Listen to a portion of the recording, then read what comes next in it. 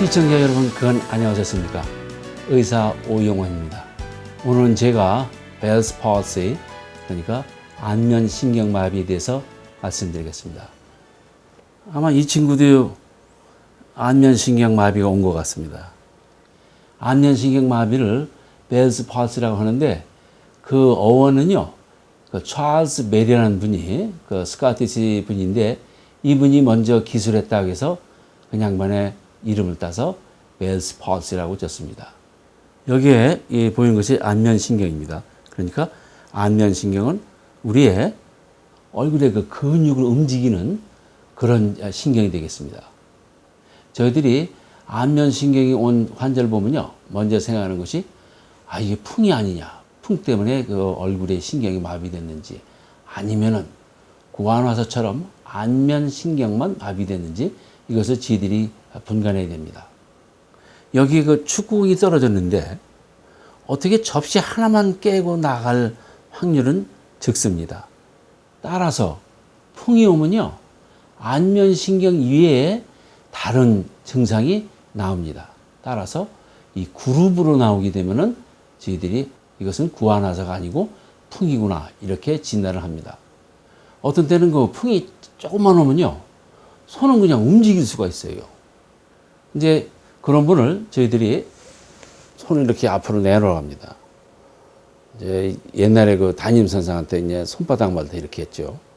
이렇게 해서 눈을 감으면요, 이것이 이렇게 쳐집니다. 그걸 할 수 있고요. 또 이 말이 뜨면요, 이것이 풍이 아닌가, 이렇게 의심을 합니다. 그래서 그 머리 때문에 이 안면신경이 마비되면요, 요 이마, 그러니까 이제 이렇게 떠가지고 이 이마에 그 주름살을 만드는 그 신경만은 남아 있습니다. 그러니까 이마에 있는 그 근육까지 마비됐으면은 이것은 구안화사고, 이마에 있는 신경이 남아 있으면은 이것은 머리에서 왔구나, 이렇게 또 의심을 할 수가 있습니다. 그리고요, 또 어떻게 또 안면만 오지 않고요, 또 팔, 다리도 이렇게 좀 변화가 옵니다. 그런데 구안화사는 참 좋은 룰이 하나 있습니다. 80%는요, 저절로 놔요. 그런데 또 문제는 80%는 무엇 때문에 온지를 또 모릅니다. 그런데 요즘 생각에는 아마도 저희들이 입병 생기는 거죠. 이것이 이제 이 바이러스 때문에 생기는데, 그래서 아마도 60%는 바이러스 때문에 생기지 않나, 이렇게 저희들이 추측하고 있습니다. 그리고 또 하나는요, 라임 디지즈. 라임 디지즈를 생기게 하는 세균은요, 매독균하고 비슷해서 뇌까지도 들어갈 수가 있습니다. 대상포진. 그러니까 대상포진은 아무런 신경을 타고도 나올 수가 있는데, 하필이면 이 안면신경 이쪽으로 타고 내려오면요, 귀에 이렇게 물집이 생길 수가 있어요. 그리고 또 하나는요, 여기 잘 보시면은 이 안면신경이 중위에 천장을 지나갑니다. 그러니까 여기에 그 중이형이 있으면요, 여기 또 염증이 올 수가 있어요. 이제 이런 것은 이제 어린 아이들한테 많이 생깁니다. 머리에는 12개의 신경이 있는데 왜 하필이면 안면신경, 그러니까 7번째 신경이 안면신경입니다. 이것이 사고를 많이 일으키느냐. 그 이유는요, 여기 보시면 안면신경이 이렇게 뼈를 통해서 나옵니다. 그러니까 여기처럼 터널이죠. 통에 나오니까 여기에 염증이 생기면 신경이 부읍니다. 부으면 이것이 이렇게 늘어나는데 어디 갈 데가 없으니까 눌려서 신경이 죽게 됩니다. 그리고 또 이 안면신경 마비가 되면요, 눈을 감는 것이 그 안면신경이 합니다.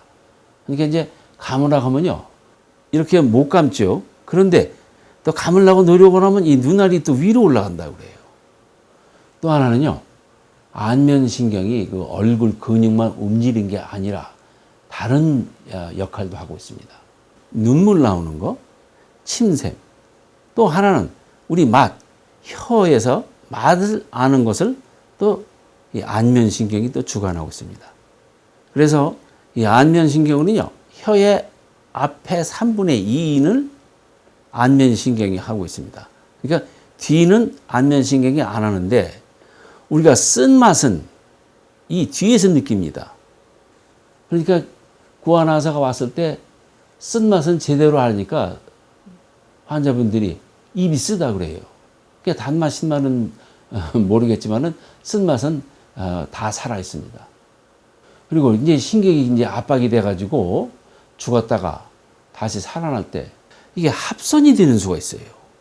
이게 신경이 합선이 되면은 입을 다물라고 그러는데 눈도 같이 움직여요. 그러니까 뭐 먹을 때 눈도 같이 깜빡깜빡 하는 수도 있고, 또 뭐가 있냐면요. 이 입을 움직일 때 이 눈물이 나는 수가 있어요. 그게 뭐 음식 먹을 때 또 눈물이 나요. 누가 그러냐면 이 악어들이 뭘 먹을 때 그 눈물이 나온다고 그래요. 또 하나의 또 안면신경이 하는 일이 있습니다. 여기에 어른애가 그냥 크게 울으면요. 이제 귀 닦으면 어떻게 하냐면은 여기에 동그랗게 근육, 요 근육이 무슨 역할을 하냐면 아주 시끄러울 때는 이 볼륨을 줄이는 것처럼 이제 근육이 수축을 하면은 소리가 좀 적어져요. 그러니까 이 근육이 마비되면요. 조금만 시끄러울 때 귀가 따가워요. 그래서 이제 안면신경보다는 조금만 소리가 높아도 귀 따갑다 합니다. 또 옆집에서 불나면 우리 집도 그 스모크 데미지가 올 수가 있듯이 7번 신경은 안면신경인데 8번 신경은 우리의 청각신경입니다. 이게 청각신경도 약간 데미지가 올 수가 있어서 어지럽고 이명증이 있고 어떤 때는 저 소리도 잘 안 들릴 수가 있어요. 그런데 또 풍 말고도 어떤 때는요. 뇌에서 종양이 커지면서 7번 신경을 눌러가지고서 마비가 오는 수가 있습니다. 그런데 구안에서 오는 건요. 그 바이러스 인펙션이기 때문에 어제까지 괜찮은데 오늘 갑자기 입이 돌아가서 그냥 내 이름은 아주 심해집니다. 그 반면에 그 뇌종양이라는 것은 금방 커지지 않으니까 많은 세월을 거쳐서 좀 처음에는 좀 얼굴에서 이 근육이 이렇게 경련이 일어나다가 이렇게 이제 서서히 마비가 옵니다. 그리고요, 이 아무래도 뇌 종양이 있으면은 제가 말씀드린 것처럼 그룹으로 올 수가 있으니까 다른데 팔이나 다리나 다른 신경 증상이 있을 수가 있습니다. 근데 어떤 분들은 그래요. 구안의사가 오신 분이 아니 왜 그 얼굴은 좀 이상한데 왜 팔다리는 괜찮으냐고. 제가 속으로 아니 다행이지요. 거기까지 나갔으면은 풍인데 그래서 좀 이상하다고 또 하시는 분도 있어요. 그래서 그 구안의사가 오면요 한 이틀이면은 이게 최대한도로 그 마비가 왔다고 합니다. 그러니까 일주일 지났는데 조금 이 마비가 덜 돼 있으면요. 이거는 거의 회복될 확률이 많구나. 저희들이 알 수가 있습니다. 치료는요. 제일 중요한 게 눈입니다. 왜냐하면 우리가 눈을 제대로 못 감기 때문에 특히 잘 때. 그러니까 눈을 보호해야 되고요. 또 하나는 여기에 신경이 부으면서 신경이 죽으니까 신경이 붓지 말라고 그 프레드니선 같은 약을 쓸 수가 있고 또 우리가 뭐를 가지고 있냐면요. 바이러스는 죽일 수는 없지만은 바이러스를 새끼 묻히게 하는 거. 그러니까 바이러스 피임약이 있습니다. 이게 뭐 펜비어나 에이사이클로비어 이런 거를 갖다가 줄 수가 있고요. 이미 이제 마비가 오면요. 이제 물려 치료로서 자꾸 얼굴을 마사지하라고 그러고 또 이것도 마사지하기가 좀 힘들면요. 껌을 씹으라고 합니다. 그리고 아무래도 이것이 제대로 낫지 않고 좀 이상하다. 이게 풍이냐 아니면은 뭐 종양이냐 또는 뭐 라임 디지즈냐 이렇게 의심이 되면요. MRI를 찍을 수가 있고 또 피 검사를 해서 라임 타이터를 저희들이 볼 수가 있습니다. 오늘의 테이크홈 메시지가 되겠습니다. 구안의사는요. 80%는 가만둬도 회복이 됩니다.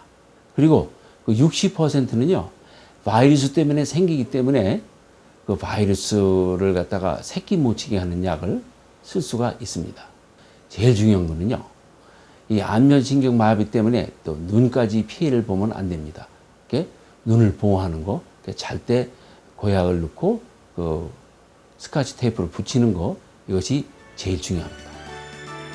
시청해 주셔서 감사합니다. 그럼 다음 주 이 시간에 다시 찾아뵙겠습니다.